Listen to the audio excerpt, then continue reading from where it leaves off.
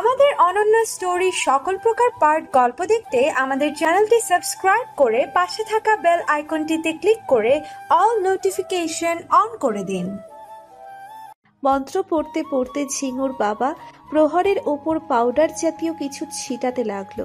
প্রহর এবার চরম পর্যায়ে রেগে গিয়ে বলল, Stop this nonsense right now, otherwise I will kill you. আরে রাগছেন কেন? এসব আপনার ভালোর জন্যই করা হচ্ছে। To hell with your ভালো। কিসের ভালো? হ্যাঁ, আমার কি সমস্যা হয়েছে? আরে সমস্যা মানে অনেক বড় সমস্যা। আরে আপনি যে গিয়ে এই সমস্যার নিবারণ করতেই ঝিঙ্কুর বাবা এসছে। প্রহর আর ফাহিম দুজনেই যেন আকাশ থেকে পড়ল। প্রহর চোয়াল শক্ত করে উচ্চস্বরে বলে উঠল, What? Are you out of your mind? Fahim এবার ঝট করে প্রহরকে ছেড়ে দিয়ে পড়ল, হোয়াট? তুই গে? ছি ছি, এই ছিল তোর মনে মনে? আজকের পর থেকে আমার থেকে দূরে থাকবি তুই। দেখ, না জানি কখন আমার ইজ্জতের উপর নজর দিয়ে বসিস। ফাহিম মজা করে বললেও প্রহরের রাগ এবার সর্বোচ্চ মাত্রা ছাড়িয়ে গেল। খুশির এই বেহুদা কাজকর্মে প্রহরের সব ধৈর্যের বাঁধ ভেঙে বিশাল সমুদ্রের স্রোত সমান ক্রোধ উপচে পড়ল। প্রহর উঠে দাঁড়িয়ে রগ ফুলিয়ে পড়ল, ব্যাস, অনেক হয়েছে। তুমি আজকে সব সীমা অতিক্রম করে গেছো। তোমাকে অনেকবার ওয়ার্ন করেছি, তুমি শোনোনি। এবার যা হবে তার জন্য তুমিই দায়ী থাকবে। প্রহর খুশির হাত শক্ত করে ধরে বলে উঠল, আজকে তোমাকে এমন শিক্ষা দেবো যা সারা জীবন মনে রাখবে তুমি। প্রহর মাহবুবের পিছনে লাগার সাথে তোমাকে হারে হারে টের পাইয়ে দেবো। কথাটা বলেই প্রহর খুশির হাত ধরে টানতে টানতে ওখান থেকে নিয়ে এলো। বাকিরা সবাই প্রহরের ক্রোধের সামনে ভয়ে আর কিছু বলতে পারল না। প্রহর খুশিকে সোজা নিজের গাড়ির কাছে নিয়ে এসে গাড়ি খুলে খুশিকে ধাক্কা দিয়ে সিটে বসিয়ে দিল। তারপর নিজেও হনহন করে গিয়ে ড্রাইভিং সিটে বসে গাড়ি স্টার্ট দিল। খুশির ভয় যে একটি লাগছে না তেমন না, তবে চেহারায় সেটা দেখাচ্ছে না সে। ঠিক ওই মুহূর্তেই খুশির মনোদেবী এসে হাজির হয়ে বলে উঠল, এই খুশি, কোথায় নিয়ে যাচ্ছে তোকে? মেরে টেরে দিবে না তো আবার? খুশি উপর দিকে তাকিয়ে তাতে দাঁত চেপে বলল, এই চুপ কর তুই, সব তোর জন্য হয়েছে। তুই আমার মাথায় ওসব ঢুকিয়েছিস, নিশ্চয়ই ওসব ভুল ভেবেছি, তাই তো প্রহর এত রেগে গেছে। এর জন্য তুই দায়ী। এই তুই বারবার বিনা দাওয়াতের বরযাত্রীর মতো কেন চলে আসিস বলতো? মান না মান, মেয়ে তেরা সলমান খান। হায়, আব মেরা ক্যা হোগা? ওকে আমাকে সত্যি মেরে ফেলবে? ঠিক আছে, প্রেমিকদের হাতে মরে গিয়ে আমি না হয় ইতিহাস তৈরি করব। বিধায় পাঠকগণ, দুআও মে ইয়াদ রাখনা। প্রায় 30 মিনিট পর গাড়ি এসে ঢুকলো একটা গেটের ভেতর। খুশি এখনো পর্যন্ত কিছু বলেনি প্রহরকে, আসলে বলার সাহসই পায়নি। প্রহর পূর্বের রাগের মাত্রা বজায় রেখে গাড়ি থেকে নেমে এসে আবারও খুশির হাত ধরে টেনে গাড়ি থেকে বের করলো। তারপর টানতে টানতে সামনের দিকে নিয়ে যেতে লাগলো। খুশি যেতে যেতে আশেপাশে তাকিয়ে দেখতে লাগলো জায়গাটা অনেক বড় আর সুন্দর। জায়গাটা চারিদিকে হরেক রকমের গাছগাছালির মেলা, সামনে একটা দোতলা বিশিষ্ট বাড়ি। চারপাশের পরিবেশ দেখে মনে হচ্ছে এটা কোনো ফার্ম হাউস, কিন্তু প্রহরকে এখানে এনেছে কেন? এটা কি প্রহরের কোনো গোপন জায়গা যেখানে ও আমাকে মেরে গুম করে দেবে? খুশির আসমান জমিন চিন্তা ভাবনার মাঝেই প্রহরকে বাসার ভিতরে নিয়ে এলো। সিঁড়ি বেয়ে উপরে একটা রুমে নিয়ে এলো ওকে। রুমে নিয়ে সেই খুশিকে বিছানায় ছুঁড়ে মারল প্রহর।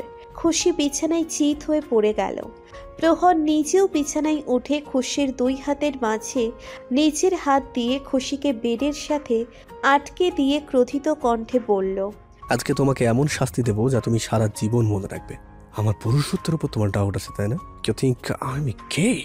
ওকে, দেন আজকে তোমাকে সেটার হাতে নাতে প্রমাণ দিয়ে দেবো, যাতে তোমার মনে কোনো ডাউট না থাকে। খুশি কিছুক্ষণ ভ্রু কুঁচকে তাকিয়ে রইল প্রহরের দিকে।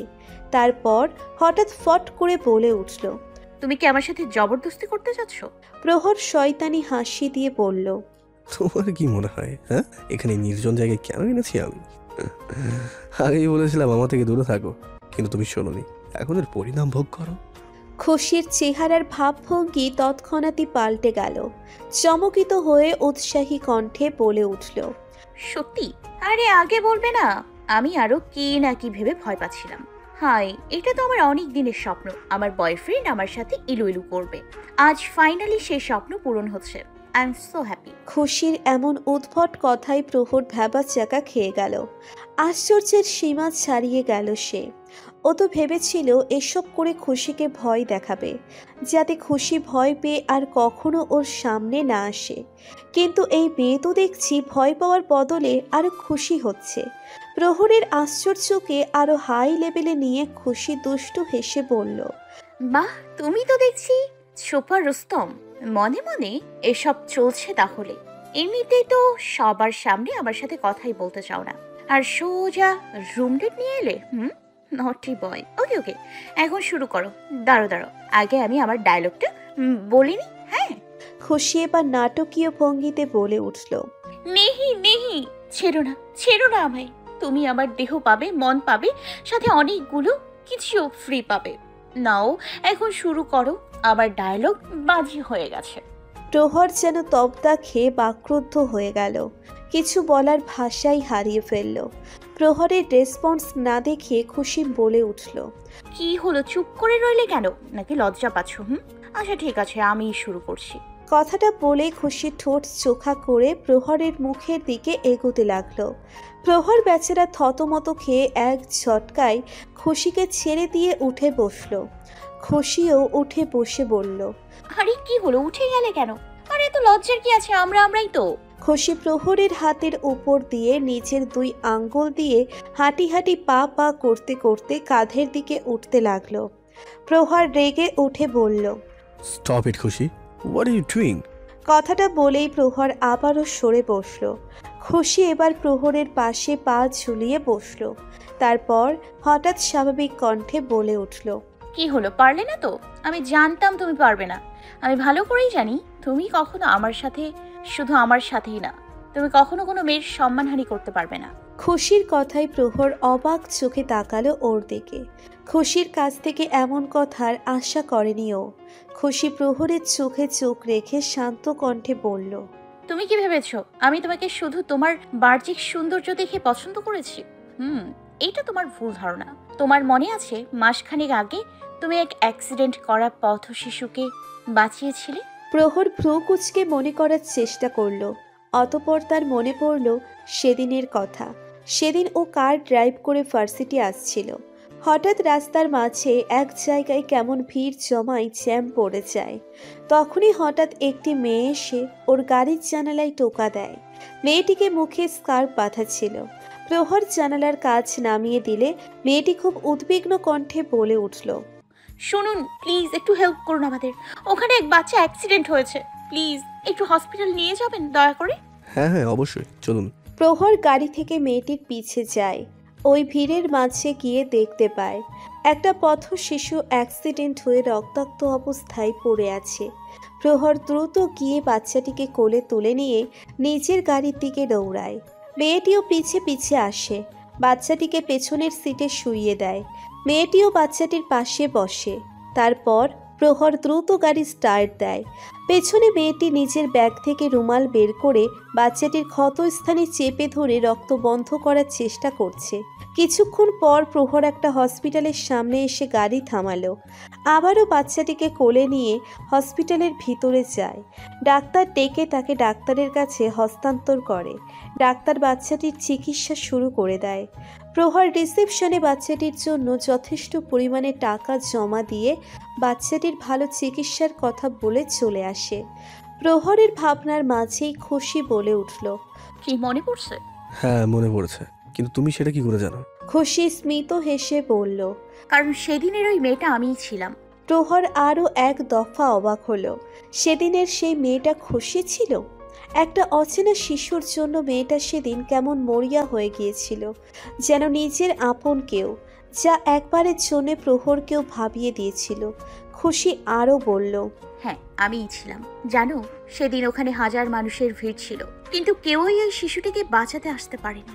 সবাই দাঁড়িয়ে দাঁড়িয়ে তামাশা দেখছিল, অথচ তুমি কোনো কিছু না ভেবে ওই রক্তাক্ত বাচ্চাটিকে নিজের কোলে তুলে নিলে। তোমার শরীরে রক্তের দাগকে লেপটে গেল, সেটার কোনো তোয়াক্কাই করলে না। বিনা বলাতেই তুমি বাচ্চাটার চিকিৎসার খরচও দিয়ে দিলে। আর এটা থেকেই বোঝা যায় তোমার মন কতটা সফট, কতটা মহৎ। সেদিন থেকেই তুমি আমার এই ছোট্ট মনে জায়গা করে নিয়েছিলে। আমি সেদিন বাইরে এসে তোমার সাথে কথা বলতে চেয়েছিলাম, কিন্তু তার আগেই তুমি চলে গেছিলে। তুমি জানো, সেদিন থেকেই তুমি আমার ড্রিম ম্যান হয়ে গেছিলে। রোজ আমি তোমাকে স্বপ্নে দেখতাম, তোমার অপেক্ষায় আমি দিন কাটাচ্ছিলাম। আমি জানতাম আমি তোমাকে একদিন না একদিন ঠিকই পাবো। আর দেখো, আমি সত্যিই পেয়ে গেছি তোমাকে। প্রহর অন্যদিকে তাকিয়ে নরম সুরে বলল, এতটুকুতেই আমার মহান মনে করা কিছু নেই। আমার কাছে কিছুই পাবে না তুমি। আমার মাঝে কোনো অনুভূতি নেই। আমার কঠোরতায় নিজের অস্তিত্ব বিলীন করে দিও না। কঠোর না, শুধু দেখানোর চেষ্টা করো তুমি কঠোর। আসলে সত্যি বলতে তুমি ভয় পাও, কারোর ওপর ভরসা করতে ভয় পাও তুমি। খুশির কথায় প্রহর ওর দিকে অবাক চোখে তাকিয়ে আমতা আমতা করে বলল, হোয়াট? কি বলছো এসব? আমি কেন ভয় পেতে যাব? হ্যাঁ পাও। তোমাকে এতদিন দেখে এতটুকু আমি বুঝে গেছি, তোমার ভেতরে নিশ্চয়ই কোনো কষ্ট আছে। আর সেই কষ্টটাকেই তুমি কঠোরতার আড়ালে ঢেকে রাখতে চাও, যাতে মানুষের সামনে তোমার দুর্বলতা প্রকাশ না পায়। তুমি ভয় পাও কারোর সামনে দুর্বল হয়ে পড়লে সে তোমার দুর্বলতার সুযোগ নেবে। কাউকে বিশ্বাস করতে পারো না, ভাবো সবাই তোমাকে ধোঁকা দেবে, আবারও তোমাকে কষ্ট দেবে। তাই তো নিজের চারপাশে কঠোর শক্ত এক দেয়াল বানিয়ে রেখেছো, যাতে কেউ তোমার মন পর্যন্ত পৌঁছতেই না পারে। প্রহর বিস্ময় ভরা চোখে তাকিয়ে আছে খুশির দিকে। মেয়েটি ওর জীবনের চরম সত্যিটা কিভাবে বুঝে গেল?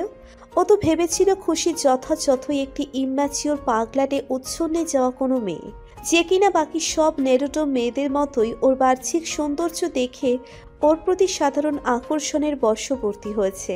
কিন্তু আজকের খুশি যেন অন্যই এক খুশি। ওর কথাগুলো যেন না চাইতেও প্রহরকে নাড়িয়ে দিচ্ছে, গভীর ভাবনায় আচ্ছন্ন করে দিচ্ছে।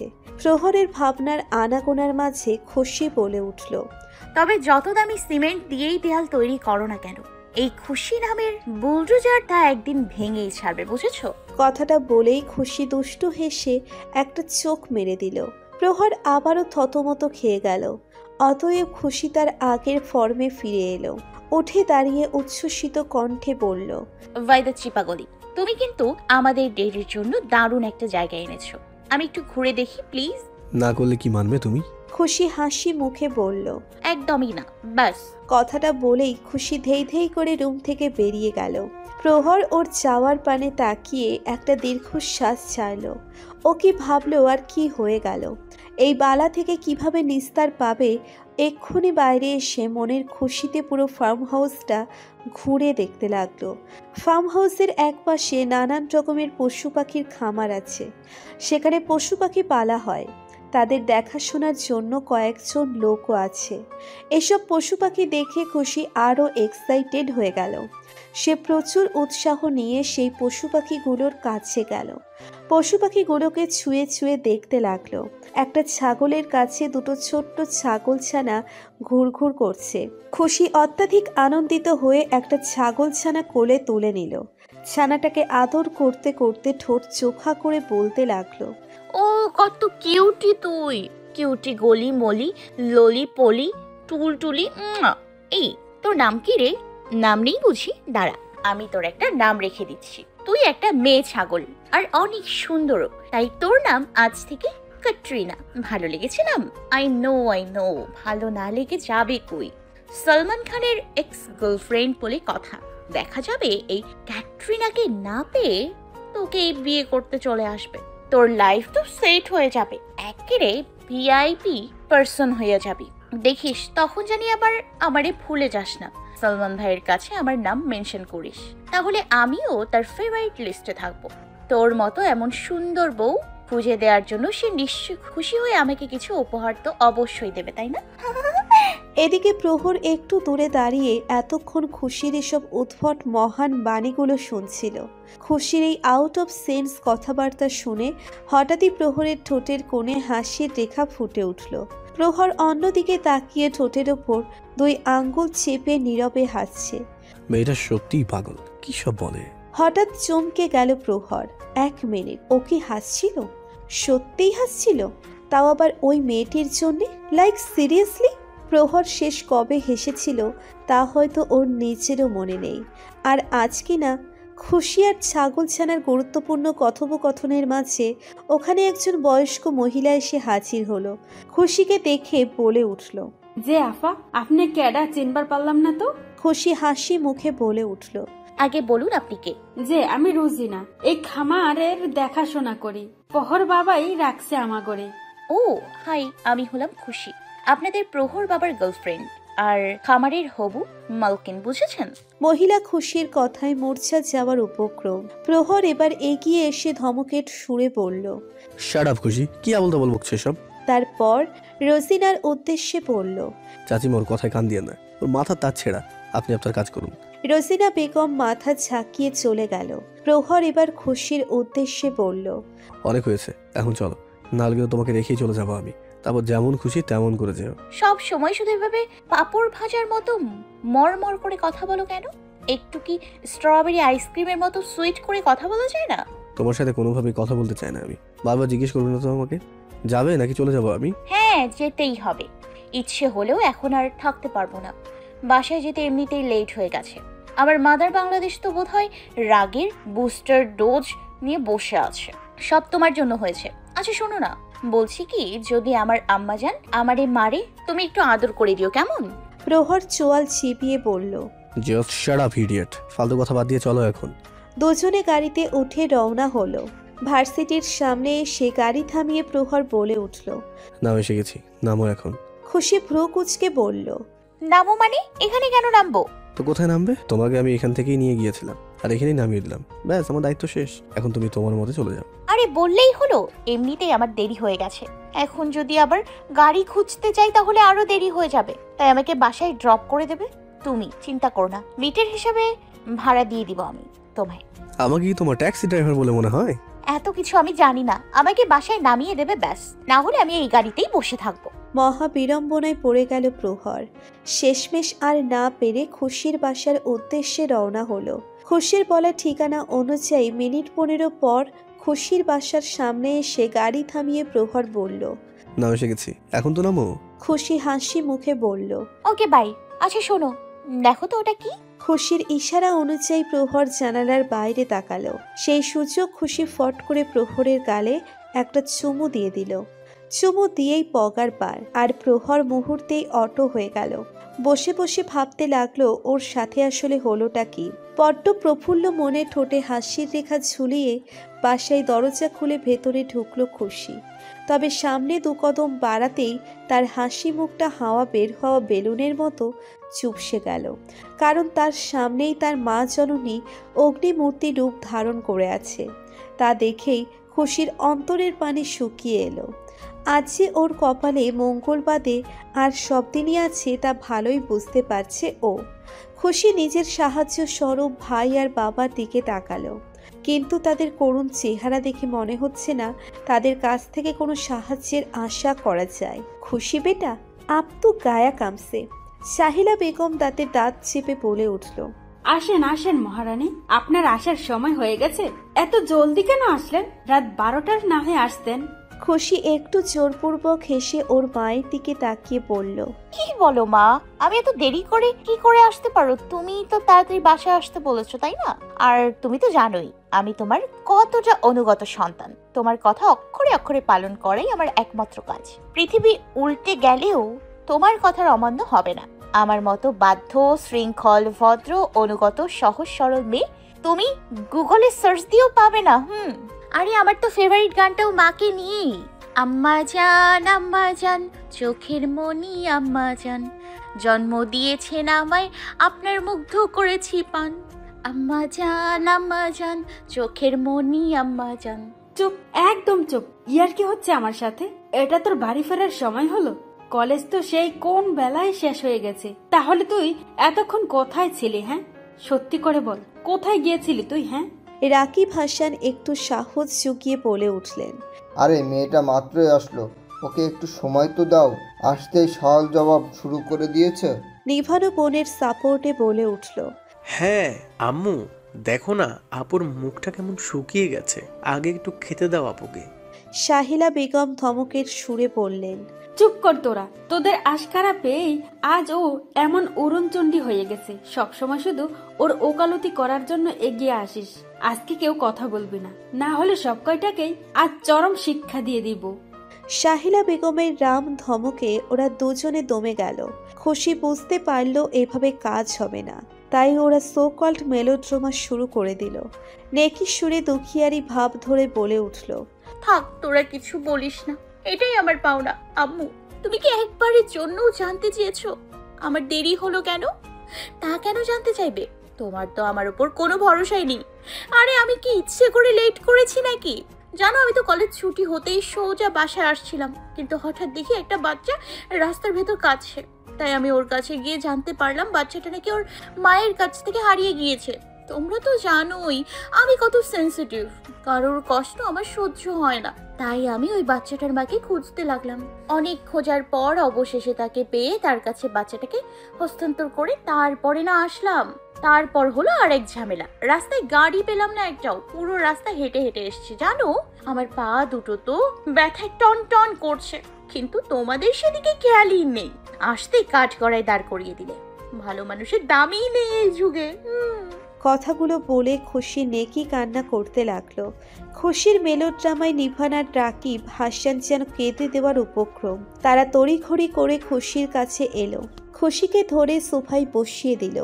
আহারে, আমার মামনিটা কত কষ্ট পেয়েছে, আর তুমি কি না ওকে আরও কথা শুনিয়ে যাচ্ছ? তুমি এত কঠোর কিভাবে হতে পারো? নিভানও করুণ সুরে বলল,